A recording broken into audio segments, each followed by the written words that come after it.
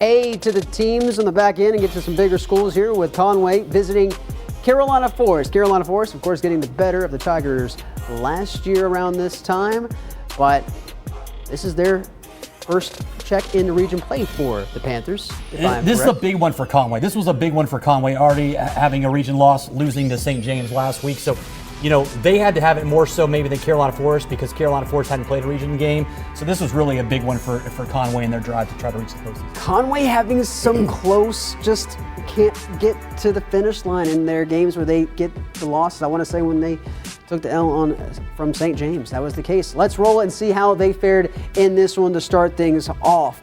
We have two of the best quarterbacks in the county in this game. Were they going to light it up tonight? Scott Taylor's first drive near the end zone.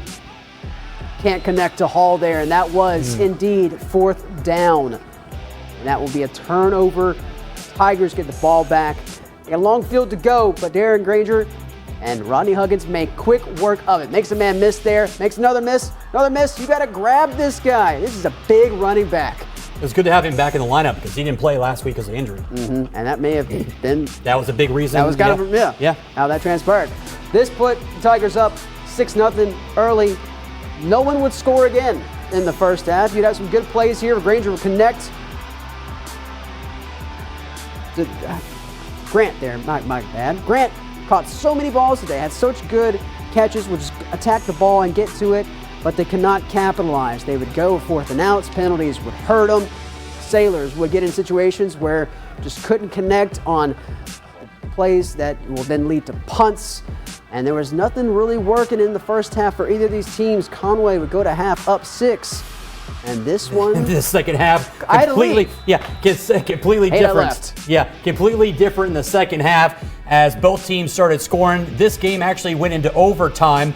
Conway had a chance to win it with a 2-point conversion, but the pass was a no-go, and Carolina Forest would hang on to win it 28-27 to pick up their first region win of the year. One day, and that's, one day I'll stay for the whole game. And I mean that's trying to get as many games as we can. Sometimes we miss the best part of the football games, but it is what it is. So the Tigers are in a hole. They're 0-2. They've got some work to do, and anytime you're 0-2, especially in that region, because there's just not that many games. There's not that many teams. So to be honest with you, it's going to come down to.